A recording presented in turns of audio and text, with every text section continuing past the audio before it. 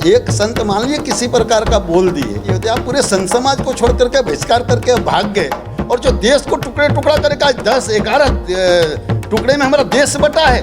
किसके कारण बटा? 27 लाख लोगों को काटा गया। उस समय आपको आमरण अनशन नहीं सूझा, और इस पीड़ा को अगर कोई व्यक्त कर रहा है तो वो क्या द्रोही हो गया, देशद्रोही हो गया।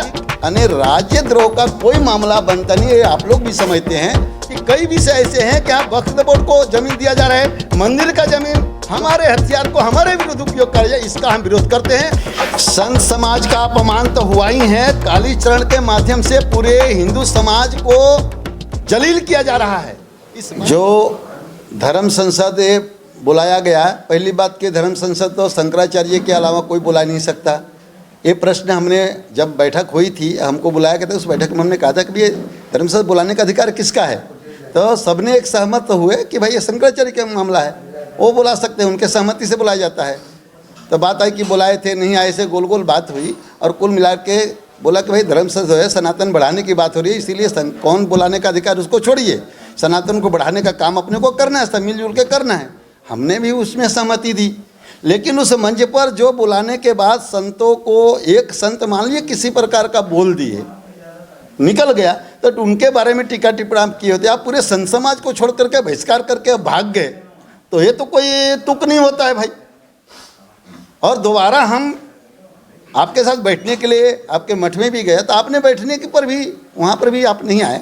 तो ये है मामला कि कालीचरण जी को जो धारा लगनी चाहिए उससे कहीं बहुत अधिक, यानी राज्य द्रोह का कोई मामला बनता नहीं है, आप लोग भी समझते हैं।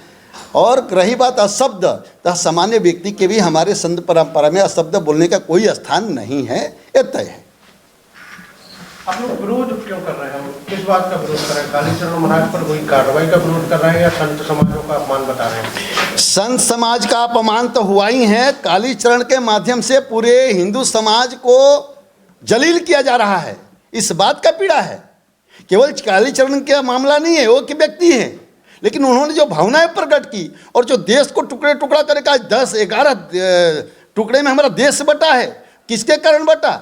और जो देश का जो 3 टुकड़ा हुआ विभाजन, उस समय क्या परिस्थिति थी?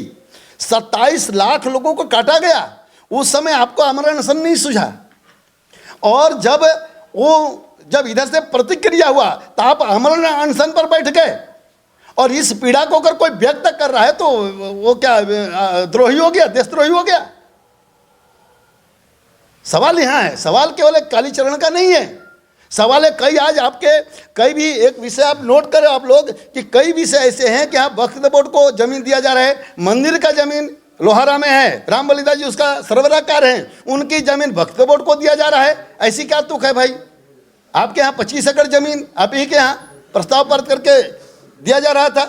तो ऐसी अनेक पर्दा पीछे हमारे सनातन के विरुद्ध, हमारे हथियार को हमारे विरुद्ध उपयोग कर जाए, इसका हम विरोध करते हैं, और इस बात को जन जन तक जाए, ये हमारा हम सबका प्रयास रहेगा।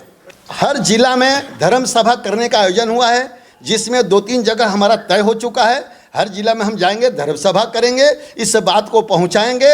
उसके बाद भी अगर सरकार में कोई परिवर्तन नहीं आएगा तो आगे हम और भी कदम उठा सकते हैं।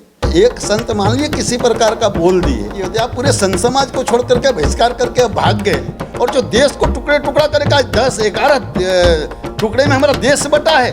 किसके कारण बटा? 27 लाख लोगों को काटा गया।